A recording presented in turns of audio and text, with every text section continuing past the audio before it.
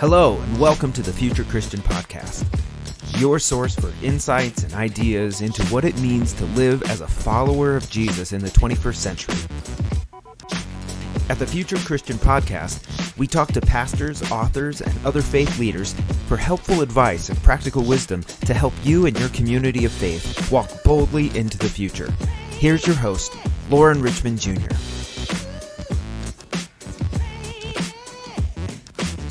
Hey, and thanks for listening in to the Future Christian Podcast. My name is Lauren Richmond Jr., and I'm pleased to be joined by Justin Bullis and Paul Romig-Leavitt. So, hello. Hey, Hi. Hey. So I'm fortunate to know these two guys. One, Justin Bullis, almost worked for me. So close. We got so close. And the other, Paul Romig-Leavitt, works for me and my church as our worship leader at Mission Gathering Christian Church Thornton.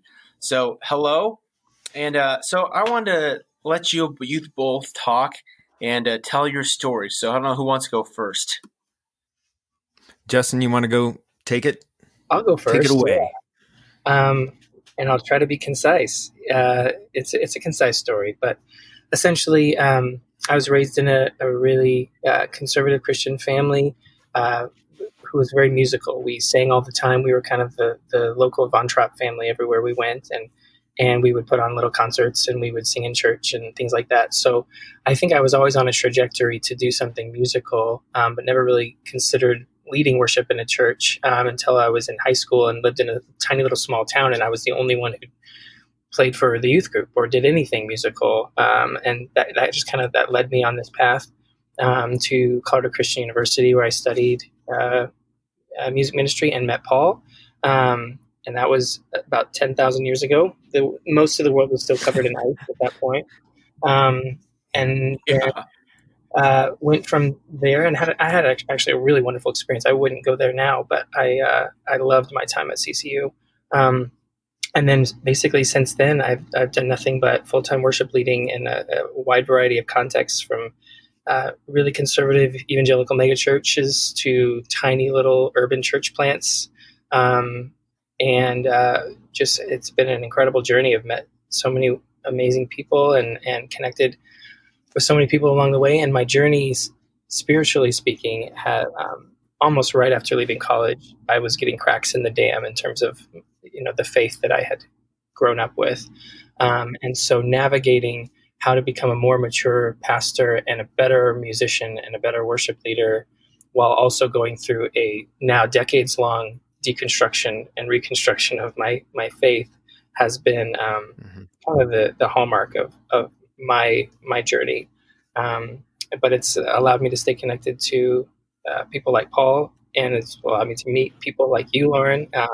So I wouldn't change much about what I've experienced. So I'm currently now serving 3 churches every weekend. One of those small urban church plants downtown called Belong. It's a United Methodist church. And then I also serve a large evangelical megachurch in Highlands Ranch and a large United Methodist church in Highlands Ranch, doing Saturday night and Sunday morning worship for them. So wow. I stay great. You're a busy guy then. Yeah, too busy. Sure. Go ahead, Paul. Yeah, Justin is definitely, we get together somewhat regularly, and we are definitely part of the same tribe. He is my people, and I am his people, because we have been, like he said before, we both went to school at Colorado Christian University, and it was beautiful relationships that started there, and where we kind of started doing worship ministry and learning about worship ministry. And since that time, I went on to, work for different churches around the Denver metro area, but also traveling the country with an evangelism ministry called Dare to Share, in which I wrote and directed and produced like sketch comedy and one-act plays that were really contextually within the evangelical movement, kind of that portion of history where there was a lot of these big conferences that were really about converting people and training people in apologetics and all that kind of stuff. But they would Oh, emphasize on Paul, drama. Yeah. I gotta say, I found that book again in my truck, so I need to have you sign it. Yeah. So I did. Yeah. I did write a book. No joke is very strange. I'm still get little writing projects for them. I just finished a writing project for them this week, and so it's strange that I straddle the two different worlds of being both a progressive Christian that started after I left college and was doing my deconstruction, and then went through a good two nice little burnouts with church.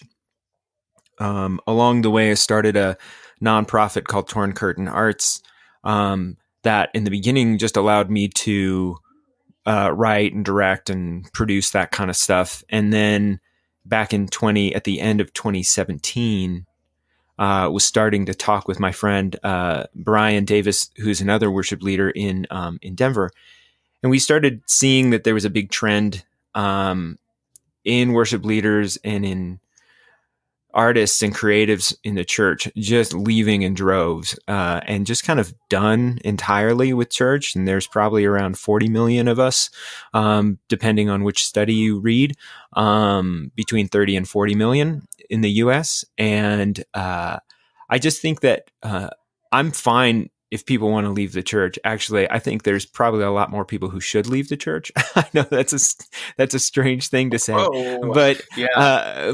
and I can contextualize that a little bit later. But there is a lot of people who think they need to and don't need to. They don't have to Interesting. go away.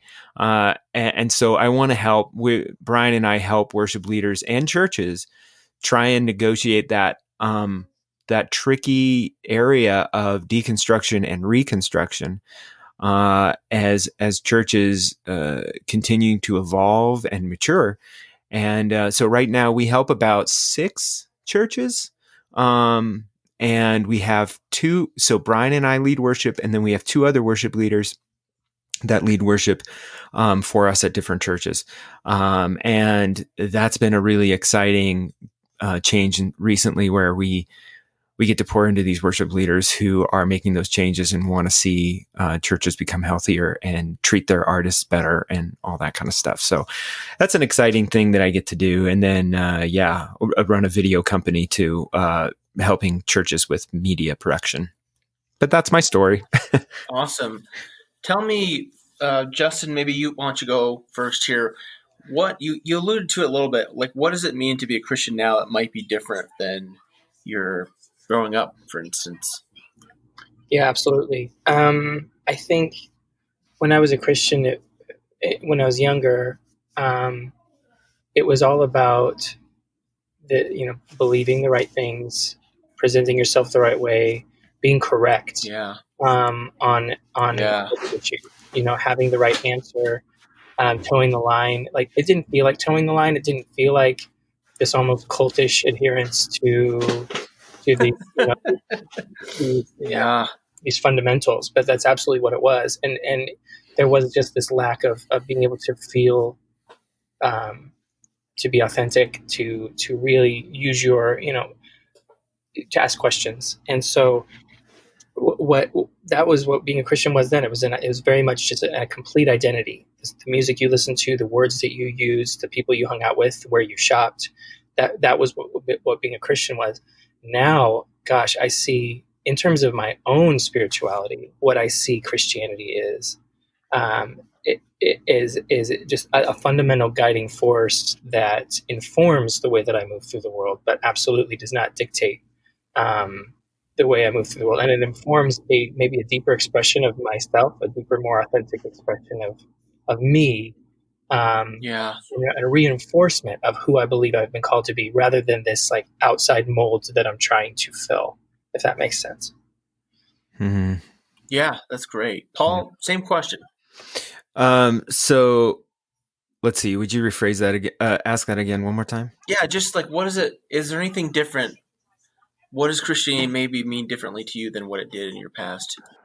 Oh man, I don't even know if it could be if I would recognize myself Yeah. as a Christian, 10 years ago.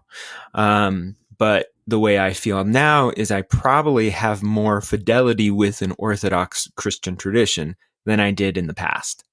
In that, I I I believe at some point it was the Christianity of my youth was about intellectual assent, and it was also about sin management. That's kind of what made me a Christian, and so it was a set of beliefs or doctrines that I sort of ascribed to, and then therefore worship leading was about a chance to sing our beliefs back to us, which was kind of how it is, and it's still largely structured that way. Now there is this. When I went through different places of my wilderness experience, I think that is where everybody's faith is actually created, in the wilderness, is the place in which they've reached the end of their own religious identity, and they go, "This is it. This is I can't do this anymore." And then moving forward, and I think then what comes out of that for me is I have this never-ending sense of wonder and curiosity, and I feel like I could cry at any moment, Huh. just because it's just kind of like it's all of the things. It's both beautiful and painful. It's like I think it's eternal life, um, Mm. is what I'm getting access to. Wow. And I'm just going to say this. I mentioned this before we started recording, and I'm going to say it again because the moment Paul used the phrase intellectual assent, we realized why I'm going first and Paul's going second because I'm in a room with Neil deGrasse Tyson and I'm just the sitcom biology teacher who is doing my best to hold court. I love the way you talk about everything, Paul. So I'll say my piece and then I'll let you put flesh Yeah, on I'm with you. it. It'll make sense. Justin, what spiritual practices have you developed that you'd maybe recommend to others? Spiritual practices is challenging for me right now. I think I've never been very disciplined. Back when I was a fundamentalist, I was always feeling guilt because I wasn't, reading the Bible and praying and doing the basic things that you're supposed to in that. And I don't know if I've fully moved into a world where I'm able to replace spiritual disciplines with something new in this new form of spirituality that I'm living in. Long answer short, with 3 young children and 3 jobs, I don't do much for Yeah, I spiritual hear practices. you. I hear It's you. like I would love to. I mean, I've talked to folks who meditation has changed their life, and there's all kinds of wonderful things that I would love to be doing, but on a very practical level, I personally connect with God through music and through the creating that I do as part of my work, and then sometimes when I get to do it on my own for fun. But I'm woefully behind on in terms of spiritual practices, especially in terms of recommending to others. So, and one last thing before I stop rambling, I'm in a context right now where um, at Belong Church, the spiritual practices are very much outward Yeah, outward yeah, acts of service. So if anything that I've I brushed up against in the last couple of years, it's been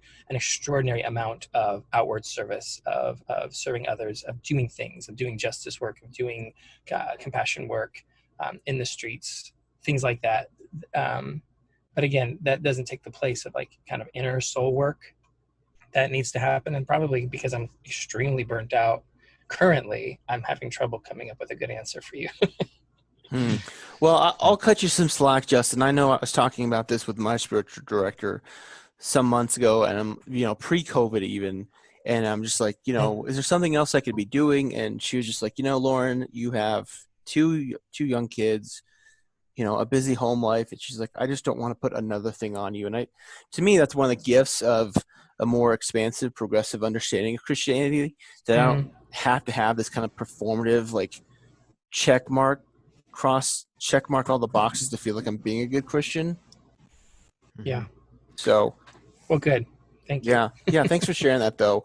I hope it's helpful for others to hear. Let's jump into what I'm excited to talk to you both about: worship leading. You both have a lot of experience worship leading in the evangelical context, and now you both find yourselves in mainline Protestant context. And I didn't know this, Justin. You're working in two mainline churches essentially. Yeah. Paul's work. So Justin works for two churches in the United Methodist Church, right? That's what they call themselves. Currently, I mean, it's about to change. Right. Paul is working technically for a church that's within the Christian Church Disciples of Christ tradition, and I want to know, like, what is different. And feel free to jump in first, whoever wants to. What's different about worship leading in a mainline Christian context versus like an evangelical context? Paul, you want to take this one first? Yeah, I will. I'll do my best. What I noticed. Okay, so in terms of the style of music, there's not much difference that is happening. It's sort of the orientation around the worship that seems to be the most different. Where it's almost the way I think about, to some degree, the way people think about politics, that you've got the small government people and the big government people. Yeah. You have the small government people are just kind of like, they could go rogue at any moment. There's really kind of no consistency in, I'm saying on the extremes. There's obviously, this is a spectrum that I'm talking about. Right. But in the extremes, like, any church can be named whatever it needs to be named, and you have to go in and you kind of have to see what sort of context you step into, and figure out how to lead worship. And it's true, like, I'm leading worship, at Mission Gathering, but sometimes at a very conservative Christian church out in, like, Franktown, and it's things where you avoid certain terminology or certain songs, and you include them in other places. So say, for example, in Mission Gathering, where there's probably, we have sort of, we really veer away toward anything that has hints of sort of a substitutionary atonement sort of theology. And in an evangelical context, it's kind of nothing but substitutionary. Nothing but the blood. Yes. Nothing but the blood. It's this pain, it's all this. And now there's songs that cover, both, and it just takes a little bit of extra work and attention, but there's more than enough music. So I think that's what I would say is probably the biggest difference. Justin, what do you see? Again, you're kind of in this context where, how do you, my question would be like, how do you keep your head straight? And maybe it sounds like that's a challenge, I guess, going back and forth so often in these, you're at Belong, then you're at, the Evangelical Church, and then you're at, is it St. Andrews? Am I allowed to say that? St. Andrews, yeah, absolutely. They would claim me. I'm not sure I want to use the name of the other church, but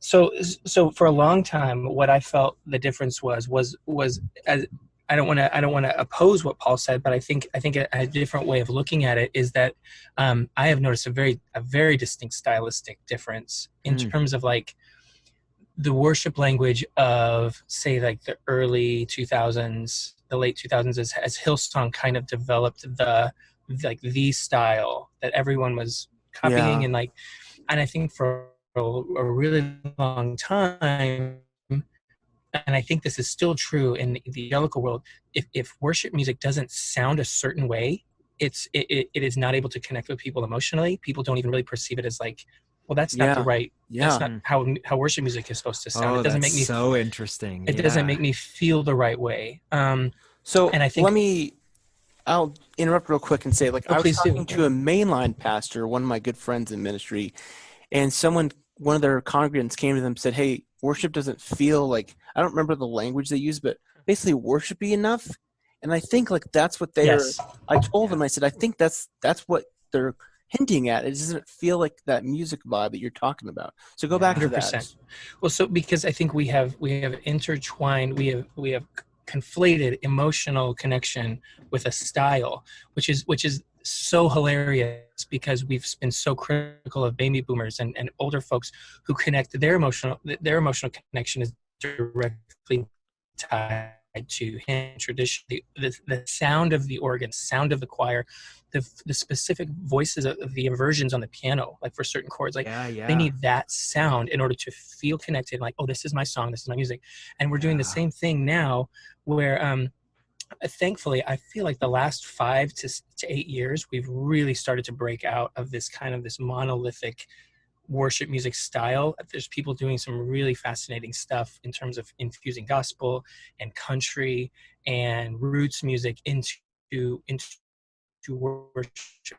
Finally, I think we're finally breaking out of this like secular paradigm. But if you go to like a really large church in town, they're all going to sound exactly the same. Right. And so and then mainline churches on the flip side are either going to be really, really amateur attempts at this big church music. Really amateur. Yeah. Or they do something really well, like they do, the organ and the choir really well, or they just do really bad music. And something that I found fascinating, and this is no shade towards the Methodist Church, because they've been such a wonderful, warm home for me. But when I play a song by the Brilliants or a song by Wren Collective or something that feels modern but yet demonstrates it feels musical to folks, people are gobsmacked. I can bring just the slightest of my evangelical background in terms of this is how you play a song, this is how you connect emotionally, this is how you make it feel authentic, and then do a cool style that feels relevant to people, but it's also demonstrating a little bit of musicality that doesn't exist in the Methodist Church by and large. The Methodist Church is so into this kind of this high art, this high church thing, but then they can't really afford people who do it well, and so it's like this poor. Gosh, this feels really critical, but especially the smaller Methodist churches, they're just getting by on playing music that is indecipherable from the music they would have played 70 years ago.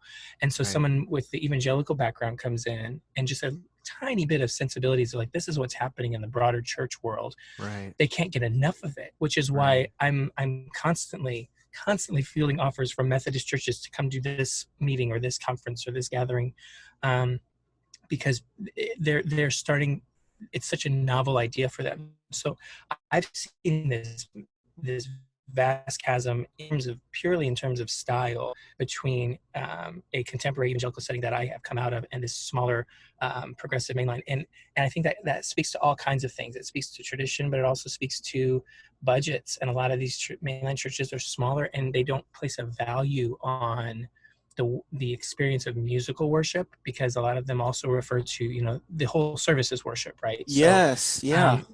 For Methodists, leading worship means, oh, I'm reading the invocation, or I'm leading a prayer time, or I'm reading scripture. It was jarring for me the first couple of years because they were like, oh, and so-and-so's leading worship today. And I was like, excuse me? And they're like, yeah, they're doing the scripture reading. And I was like, oh, okay. Yeah. So I'm reframing all of that. But also there is not this. Methodists love music and they love singing, but they also don't.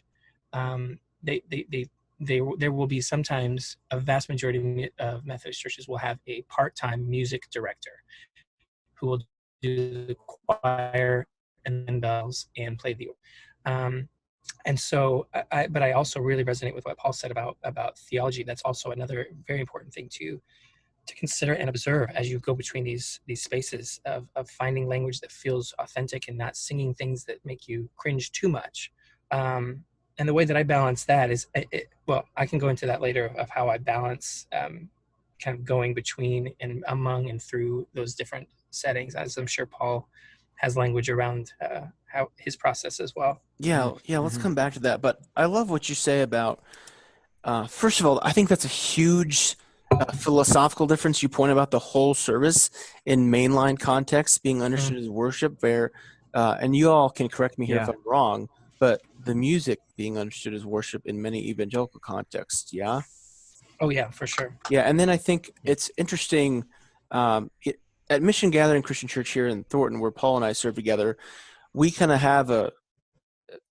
seek to bring in an evangelical style of worship, but by and large, the vast majority of churches in the tradition we come from, or I come from at least, the Christian Church Disciples of Christ, have a very similar kind of liturgy, is the word we'd call it, or worship style that you experience, I think, in many of these other traditional Methodist churches. So, like everything you said, I think a lot of uh, mainline pastors would be resonating with. Kind of they've felt those Yeah, kind and of challenges.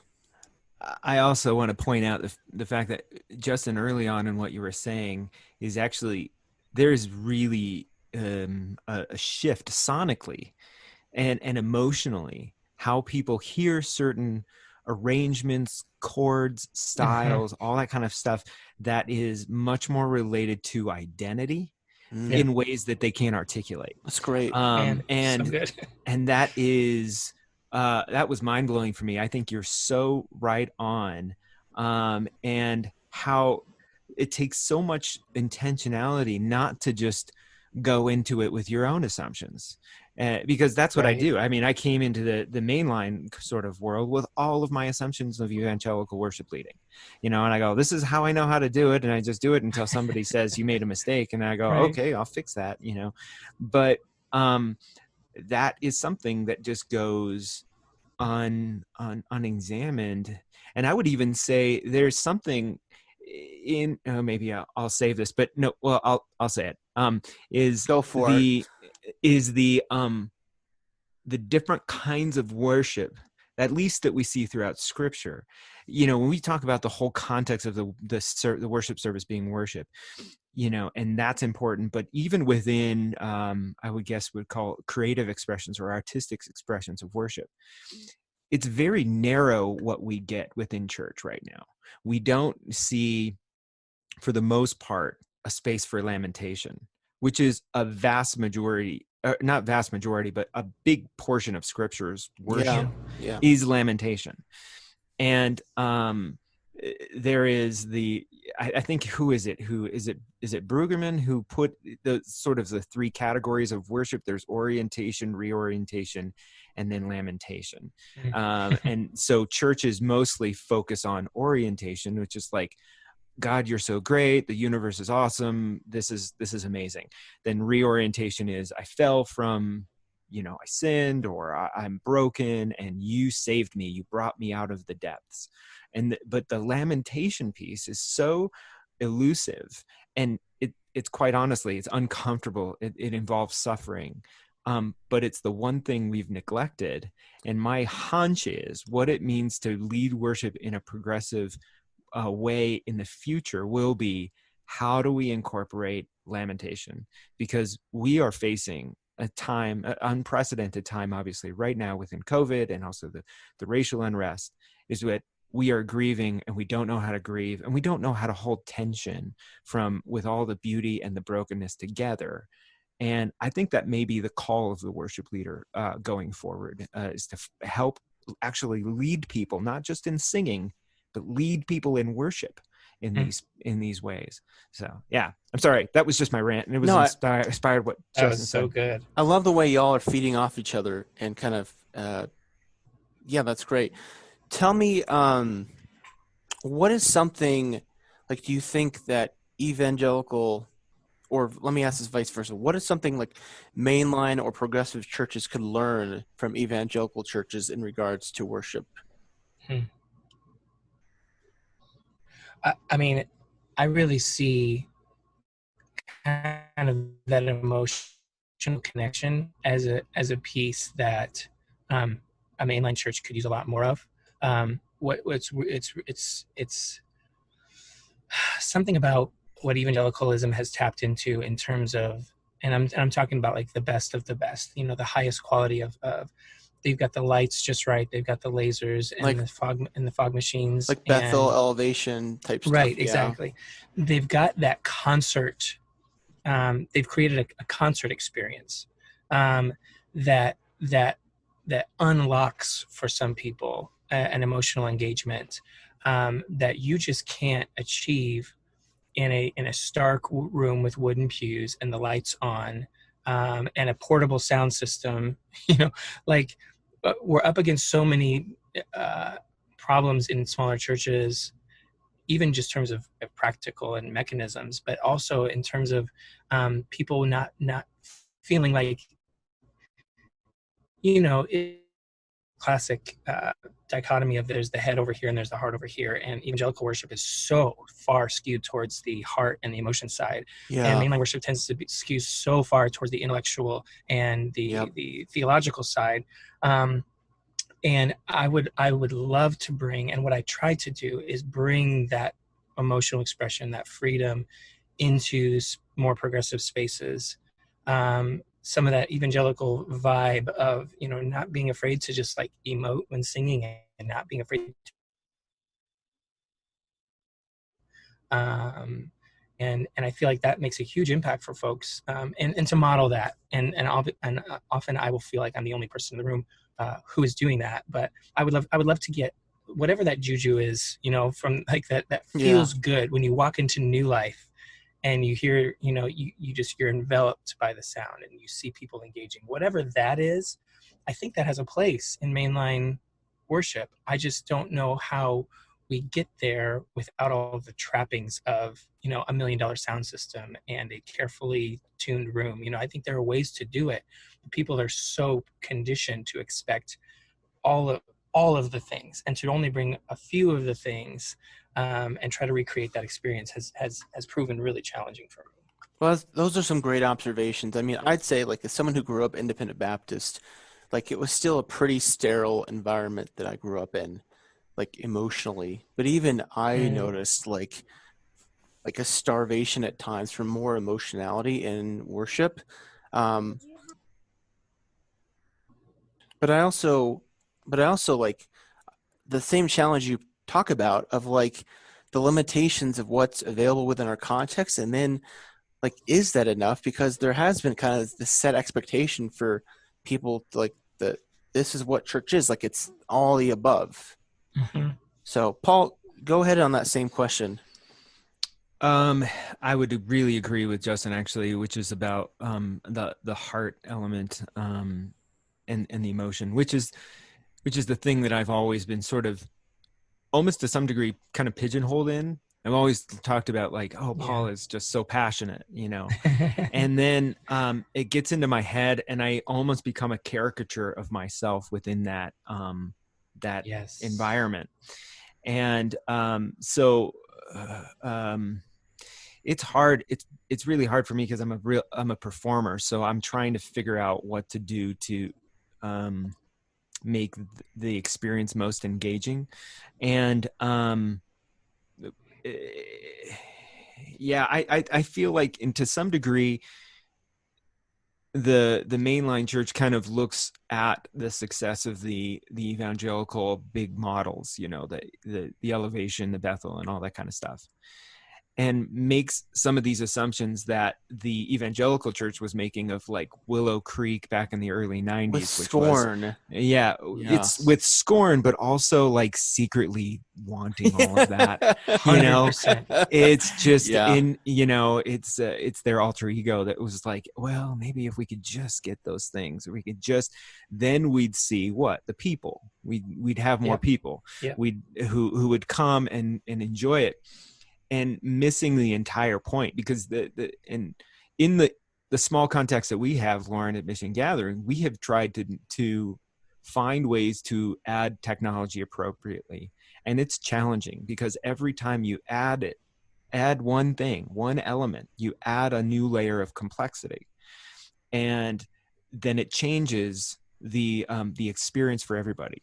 So yeah, if you added a bigger soundboard with more channels, you're going to use those channels. And then and that changes the way the music sounds. You'll get a bigger band. You'll get, put more lights in there. How many? 2 lights, 3 lights? That Hmm. every element changes what you do, what you present.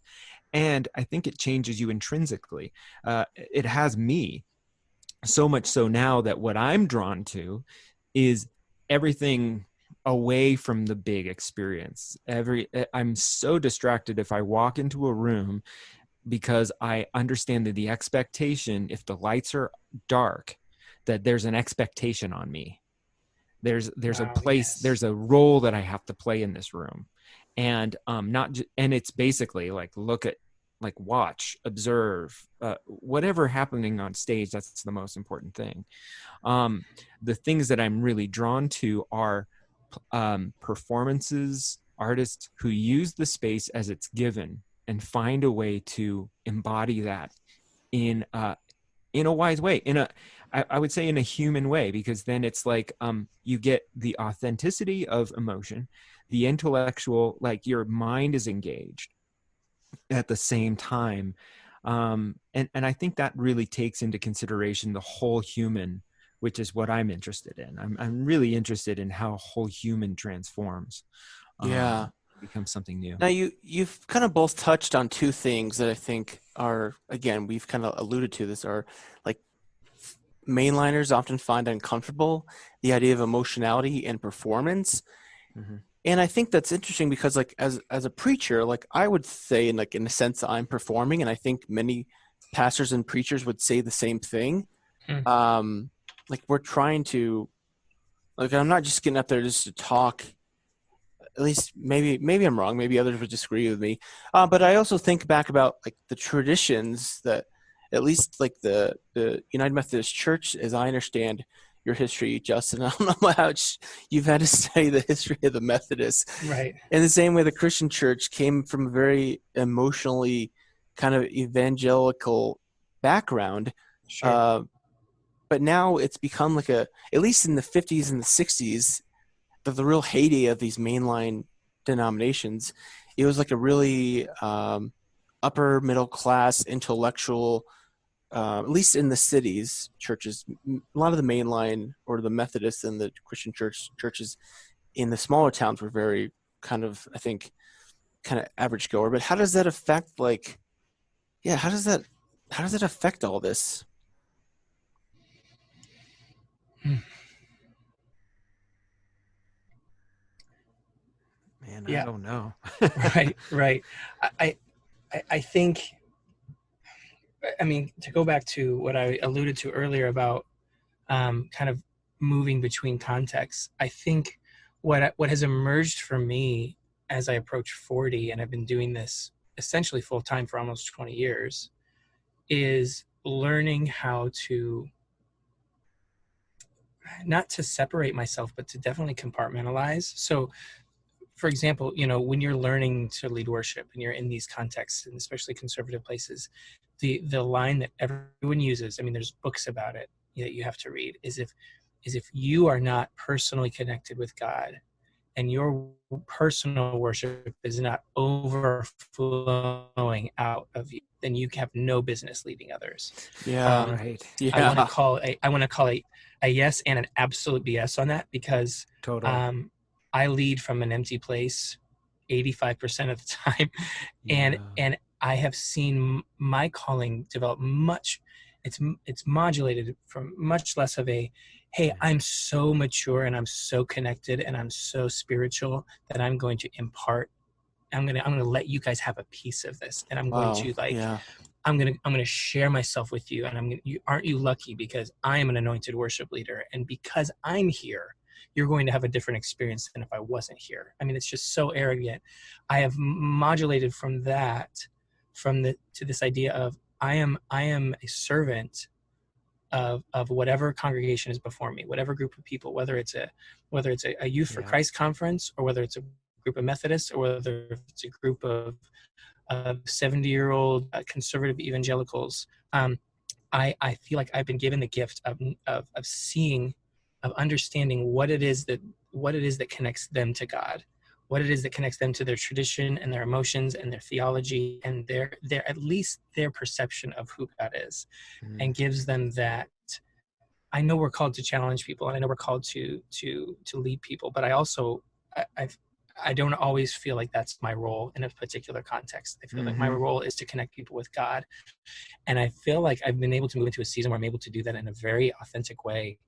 Some people would call it Mm-hmm. selling out. I think I just call it, um, I'm able to get a read on, oh, these people, what moves them is hearing their songs in their style Yeah.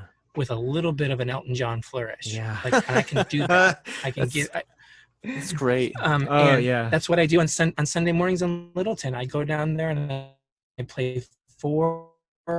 I play "I'll Fly Away" and "In the Garden," and these songs Yeah. that I'm inwardly going, this I can connect to the divine through the beauty of this music and through the Right. beauty of the melodies. But like, I sing words that just make me cringe. But I know I'm not being called in this moment to transform this person's penal substitutionary atonement theology. Like, I'm called to connect them to God. And so I'm able to move through these different environments stylistically and theologically fairly easy, because I've been doing it for so long, and because I was able to let go of this expectation that or this mantle of responsibility that I I I have this anointing that I'm going to be the same everywhere, and they're going to be blessed by me, you know? Wow. Yeah. Can I stop right there and just go to the talk about the words? Because I know that's what many mainline or progressive folks would say about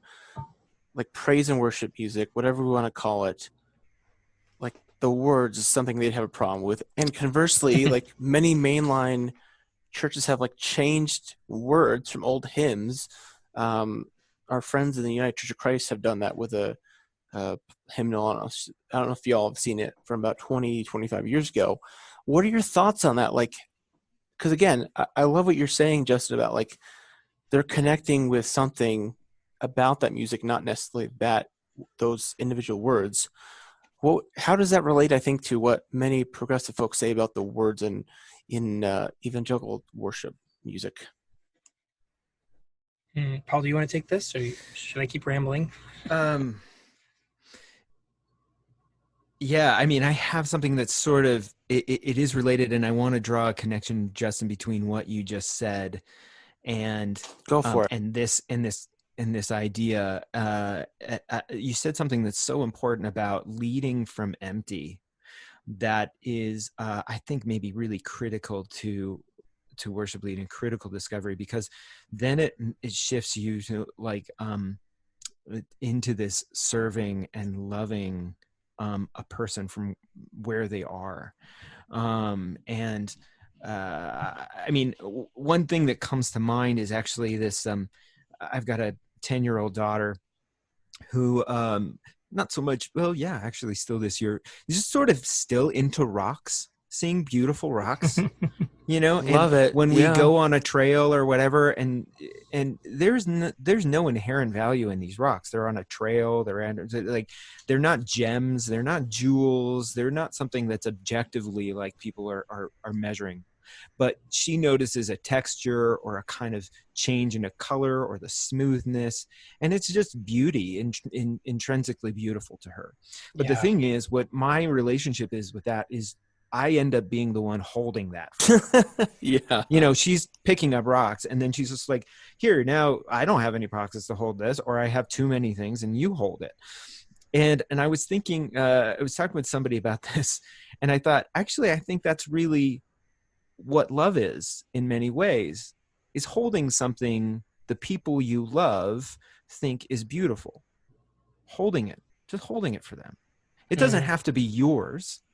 It's not, I mean, and I don't even have to find beauty in it, but I love her, and I just hold it because, you know, parents just hold stuff for their kids. They just hold.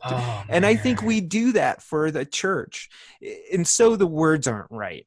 So it's like, oh my gosh, I can't believe that you actually believe what you're singing, and I think it's so anathema to the gospel, but it's beautiful, and I'm trying to see its beauty in you.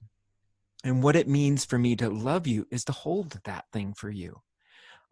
Because here's the thing is, somebody in the future is going to look at what I thought and how I believed it meant to be authentically and devoted to Jesus, and they were like, can you believe what they did? Can you believe it? Yeah. And could they even be Christians?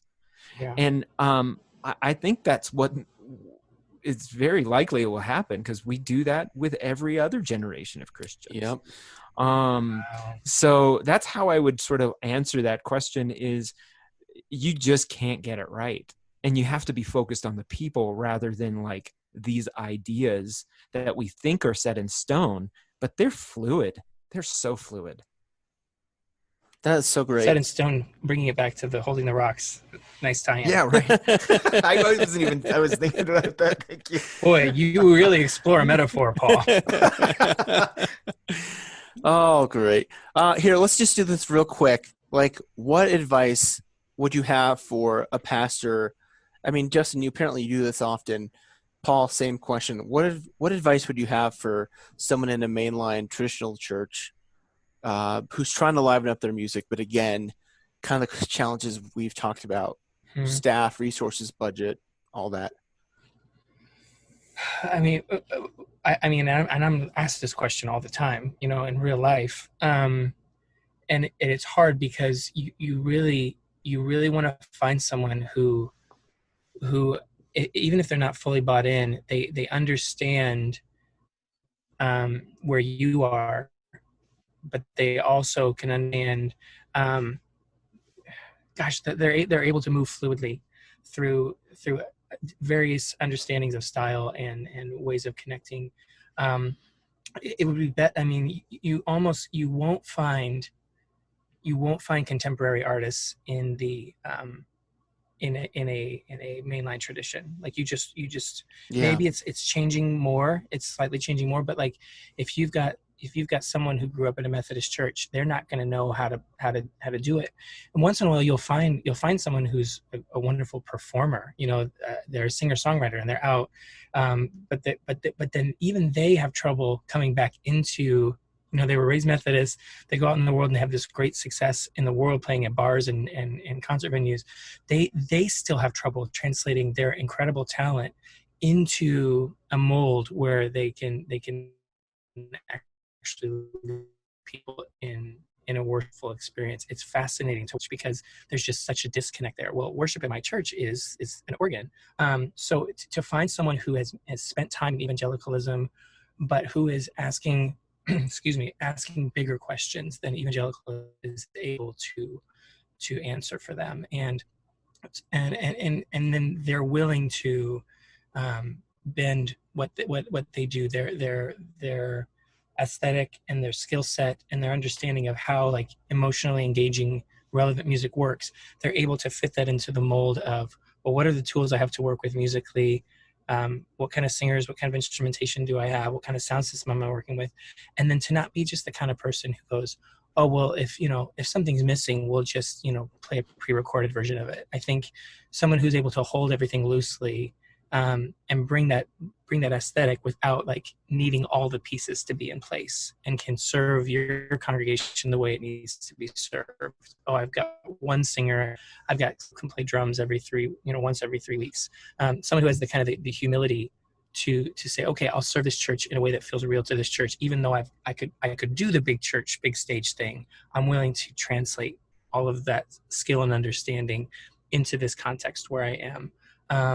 And to do it on like for $150 a week, like, Right. that's what's really hard. You Yeah. have to find someone who really kind of gets it on a meta level, but who is still like an intern in college and looking for some income Yeah. on the weekends.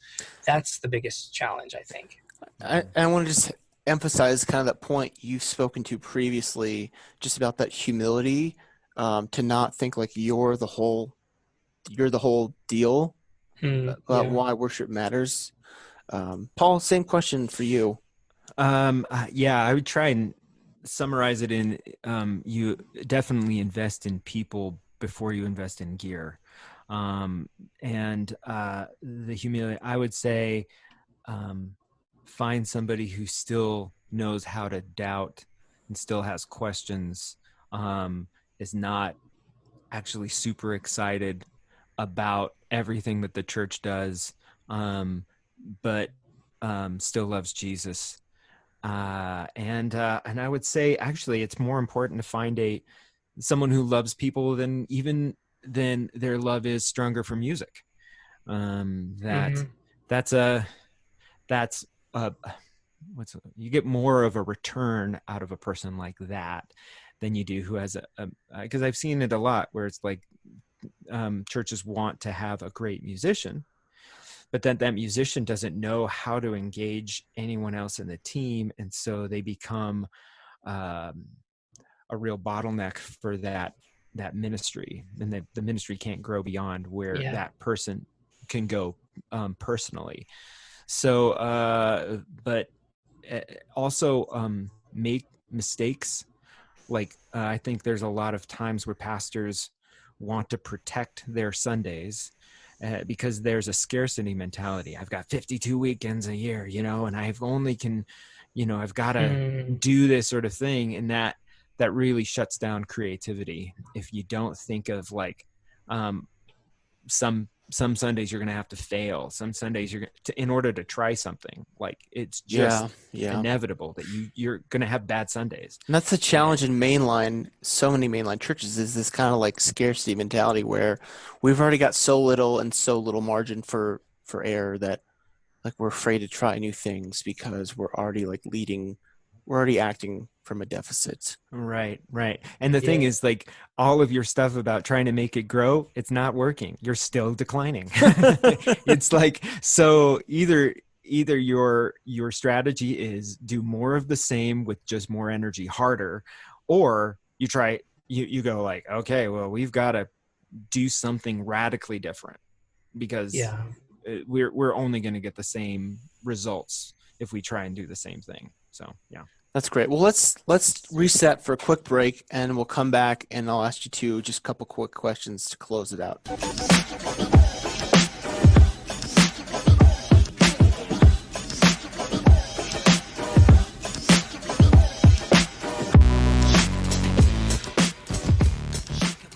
All right, we're back with Paul Romig-Leavitt and Justin Bullis. So quick questions here, and we'll close out. I'll ask you both this. Give me some quick hitting answers. Justin, if you're Pope for a day, what's your big move? I would probably do a lot of the things that the actual Pope is doing. I have so much respect for him and the way that he is kind of revolutionizing the church from within, not without fault, not without, errors, but I would really, really, really, I think the first thing I would attack is people's understanding of heaven and hell and eternal conscious torment. And I feel like an obsession with substitutionary atonement and eternal conscious torment paints the picture of God that informs absolutely everything else we believe. And so if I could work on deconstructing that for folks and planting some seeds, which is what I try to do kind of all the time anyway, but a Pope would have significantly more influence. I think that's kind of the bedrock for me of so many problems in Christianity and in our world, is this misunderstanding of, what happens when we die and why. Not like I have the answers for that, obviously, but I think I definitely know a wrong answer when I see it. That's great. Paul, same question for you. I don't know if they still have the Pope Mobile. I know they're, but I'd take that to a drive-through for sure. I'd be just like, do you guys still have this thing? Can I drive it? Popeye's chicken. Yes, right. Man, I have that can be your answer, Paul. Idea. Like that can be your answer. That is. I was going to say something like along the lines of that. I think I would probably just allow all the priests and bishops to get married, because seriously, it's like, I think that could help clear up a lot of stuff. Oh, wow. Yeah. Making some waves. All right. Let's say, where can people find out more about y'all? Oh, I don't have a lot out there. I'm on Facebook. I'm on Instagram. I guess kind of the only interesting thing that I'm doing right now is traveling around the country with my family during quarantine. So you can follow me at RV Having Fun Yet on Instagram. Oh, great. Yes. And you'll learn more about me, I think, from seeing my photos of my family than you learn about me from pretty much anything else right now. So. Oh, so Well, good. as we're recording this, it's the beginning of July, and it'll be hitting around. This will hit probably middle of August, something like that. So we might be just square back in the middle of like full on lockdown, and people might just be like, "Hey, let me follow Justin's past travels, as a way to get out of my own house." There you go. So, Paul, where can people find out more about you? You can find me on torncurtainarts.org, where I write, and along with the other worship leaders and creators from Torn Curtain. And yeah, we're on the Twitter and the Instagram and the Facebook places.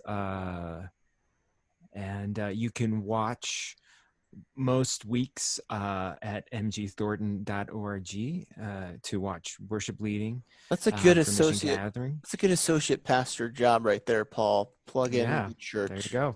There you go. So, Justin, you want to plug your work? Belong, is it? Yeah, absolutely. Belongchurch.org is where you can find us, and we're on Facebook as well. And then I make music on the side under the moniker of Vignette. So you can look up Vignette on Spotify and YouTube, and we got a couple gnarly tunes up there. Nothing fancy, but I'm trying to be more creative. So yeah, there's a couple ways of keeping track of me. Well, this has been a lot of fun, and I wish we could go on for another hour, but I don't think people would want to listen necessarily. But we'll have to do this again. Definitely not. We're gonna have to do this again.